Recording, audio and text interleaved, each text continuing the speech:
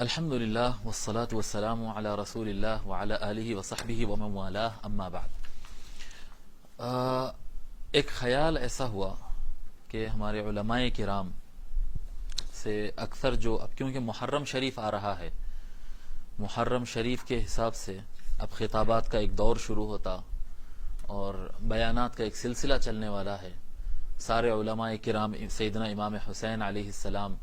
سے متعلق فضائل کو بیان کرتے ہیں، اہل بیت کا تذکرہ کرتے ہیں۔ صحیح بات ہے، تذکرہ کرنا چاہیے، قوت لگانا چاہیے، لیکن ایک دل میں ایک پریشانی ہے، ایک فکر ہے جو بیان کرنا ضروری سمجھتا ہوں۔ صرف اچھائی کو بیان کرنا کافی نہیں ہوتا، اچھائی کو بیان کرنے کے ساتھ برائی کا رد بھی ضروری ہوتا ہے، لیکن عام طور پہ اس سے گریز کیا جاتا ہے، یعنی ظالم کو ظالم کہنا اس کے لیے تیار نہیں ہوتے، صرف فضائل بیان کرتے ہیں۔ ایسا نہیں ہو سکتا ہے، ایک ہی برتن کے اندر اچھا اور برا دو چیزیں ایک ساتھ نہیں ہو سکتی ہیں۔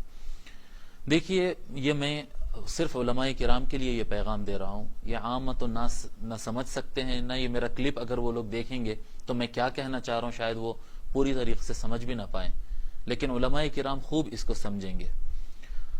حضرات علماء کرام، میں تو بالکل ایک طالب علم ہوں، ایک ادنا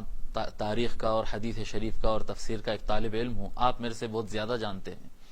آپ جانتے ہیں کہ تاریخ میں کیا ہوا، کیسا ہوا، کس نے ظلم کیا، ظلم کا آغاز کہاں سے ہوا۔ یقیناً یزید کو برا بھلا کہا جاتا ہے اور یزید بہت زیادہ برا تھا، اور جتنا وہ برا تھا ہم اس کو جتنا بھی برا کہہ لیں اتنا برا ہم نہیں کہہ سکتے جتنا وہ برا تھا، وہ بہت زیادہ برا تھا۔ لیکن کیا برائی یزید سے شروع ہوئی؟ کیا غلطیاں صرف یزید سے شروع ہوئی؟ میں سارے علماء سے یہ کہنا چاہتا ہوں کہ آپ کے سامنے تاریخ ہے، آپ کے سامنے احادیث ہے۔ یزید اگر شراب پیتا تھا تو وہ اس کا شراب کا پینے کا سلسلہ شروع کہاں سے ہوا؟ اگر یزید اہل بیت کو گالی دیتا تھا، اہل بیت کو قتل کرتا تھا، تو یہ قتل کے منصوبے شروع کہاں سے ہوئے؟ یہ گالی دینا شروع کہاں سے ہوا؟ یہ اچانک کیا؟ یہ کیونکہ زمانہ تابعین کا زمانہ تھا، کوئی دور کا زمانہ تو تھا نہیں، تو یہ اچانک امام حسین یعنی سارے کے سارے نیک اور متقی تھے خلفائے راشدین کے زمانے میں، پھر امیر معاویہ کے زمانے میں، اور سارے 50 55 60 سال، یہ 60 سال پورا ایک دم متقیوں کا تھا، اور اچانک یزید تخت پہ بیٹھتے ہی پوری دنیا بے وفا ہو گئی اور ایک دم شراب عام ہو گئی اور ایک دم جھوٹ عام ہو گیا، اور سارے اہل بیت پہ ظلم ڈھایا گیا اور اہل بیت کے نام لینے والوں کا اچانک ایسا پلٹی ہو گئی کیا؟ یا اس کا کچھ پروسیس ہے، اس کی کچھ تاریخ ہے؟ یہ ظلم کا آغاز ہوا کہاں سے؟ دیکھیے، یہ لوگ عام طور پہ یہ کہیں گے کہ نہیں، یہ مسائل کو نہیں اٹھانا چاہیے، نہیں کہنا چاہیے۔ نہیں بھائی صاحب، کہنا چاہیے، یہ مسائل کو اٹھانا چاہیے، یہ بات کو کہنا چاہیے، لوگ کو یہ سمجھنا چاہیے کہ وہ حق کو قبول کریں، اور وہ ظلم جو بھی ہو، جھوٹ جہاں پر بھی ہو، باطل جہاں پر بھی ہو، اس کا انکار ہونا چاہیے۔ حضور اکرم صلی اللہ علیہ وآلہ وسلم کے راست رشتہ دار تھے ابو لہب،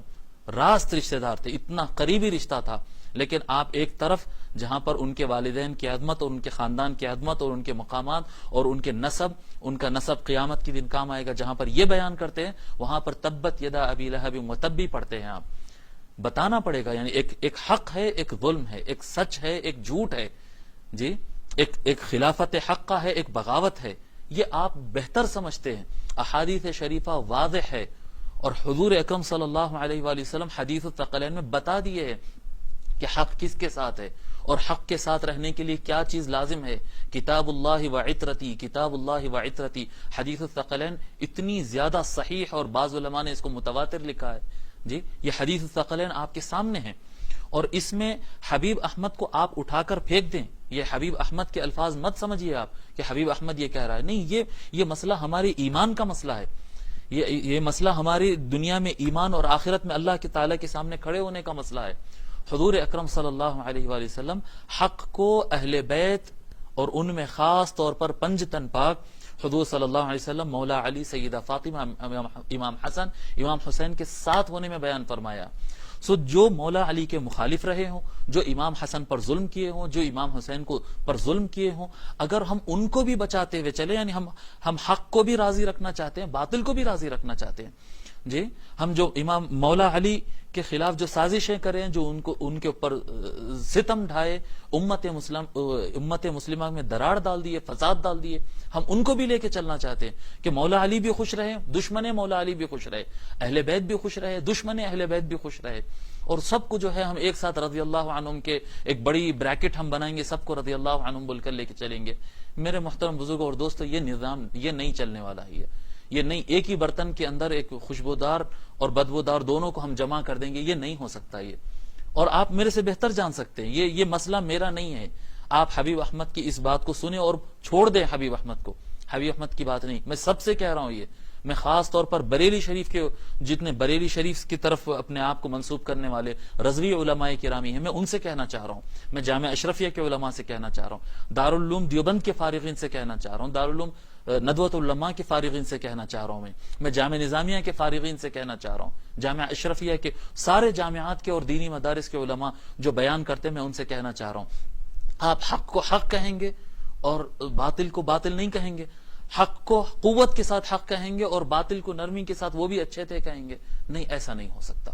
ایسا نہیں ہو سکتا۔ آپ جب خطاب کریں گے، جب تحقیق کریں گے، جب بیان کریں گے، آپ اس بات کو سمجھ لینا چاہیے، یاد ذہن میں رکھ لینا چاہیے، اللہ تبارک و تعالی فرمایا وَلَا تَرْكَنُوا إِلَى الَّذِينَ ظَلَمُوا فَتَمَسَّكُمُ النَّارُ، اللہ تبارک و تعالی فرما رہا ہے کہ تم جو لوگ ظلم کیے ان کی طرف اپنا جھکاؤ مت رکھو۔ یہ محرم شریف آتا ہے اور دشمنان اہل بیت کو بچانے کے لیے، جو مولا علی پہ جو ظلم کیے، جو اہل بیت پر ظلم کیے، بدری صحابہ پر ظلم کیے، صحابہ کے قتل و غارت کی وجہ بنے، قتل کروائے، شراب پیے، جھوٹ بولے، دھوکہ دیے، بغاوت کرے، سارا کچھ کر دیے، ان کو اور ان کے ساتھیوں کو بچانے کے لیے آپ کی توانائیاں محرم میں لگ رہی ہیں۔ جو علماء اس طرح سے کر رہے ہیں، سبھی کی بات نہیں ہے، جو علماء اس طرح سے کر رہے ہیں، اور عام ہے یہ بات، عام ہے،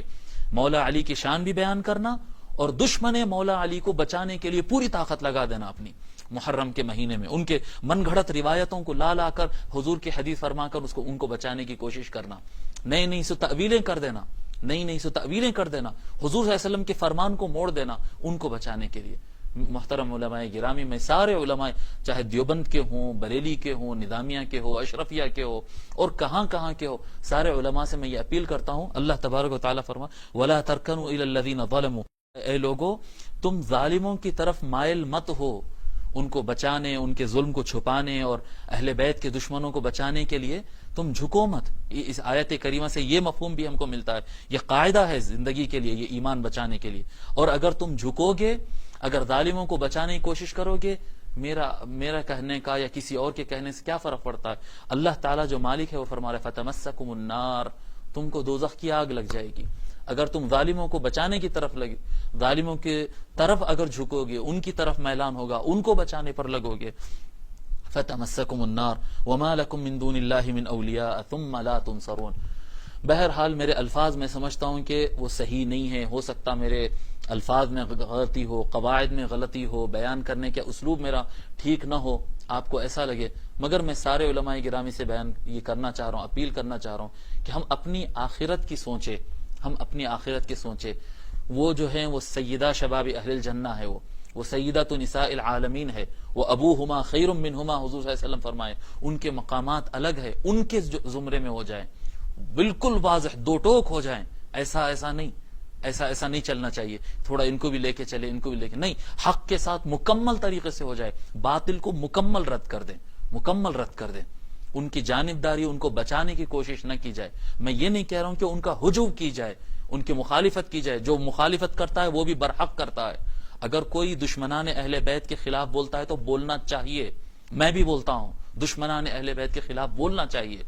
بولنا ہے۔ ام سلمہ رضی اللہ تعالی عنہ ام المؤمنین تو لعنت بھیجتی تھی ان کے اوپر، جو اہل بیت کے دشمن ہیں اور اہل بیت کے قاتل، ان پر لعنت بھیجتی تھی، اور دیگر صحابہ کرام کی روایات ہمارے سامنے ہیں، جو کرتے ہیں وہ کرتے ہیں، جو نہیں کرنا چاہتے ہیں وہ خاموش رہیں، لیکن ظالم کو بچانے، ظالم کی خوبیاں بیان کرنے، ظالموں کو بھی اچھا بچانے کی کوشش کر رہے ہیں۔ بھائی صاحب، یہ دنیا کی فائٹ نہیں ہے، یہ دنیا کی فائٹ نہیں ہے، یہ مولاناؤں کا مناظرہ نہیں ہے کہ اس نے یہ کہا، میں نے یہ کہا، اس نے یہ جواب دیا، میں اس کو یہ جواب دیا، یہ دنیا کی فائٹ نہیں ہے، یہ آخرت کا مسئلہ ہے۔ جنت کے سرداروں کے ساتھ ہو جاؤ، ثقلین کے ساتھ ہو جاؤ، کتاب اللہ و عترتی کے ساتھ ہو جاؤ، اور ظالموں کی طرف مت جھکو، یہ اللہ تعالیٰ کا حکم ہے۔ پھر مجھے معاف کر دیجئے اگر میں الفاظ میں سخت سست کچھ اونچ نیچ اگر کہہ دیا ہو، تو جو حضرات سے میں یہ بیان کرنا چاہ رہا ہوں وہ خود یہ بات کو اچھی طریقے سے سمجھ سکتے ہیں۔ اللہ تبارک و تعالی ہم کو صحیح راہ پہ چلنے، حق کو دیکھنے، حق کو سمجھنے، حق کو اپنانے کی توفیق عنایت فرمائے۔ السلام علیکم ورحمۃ اللہ۔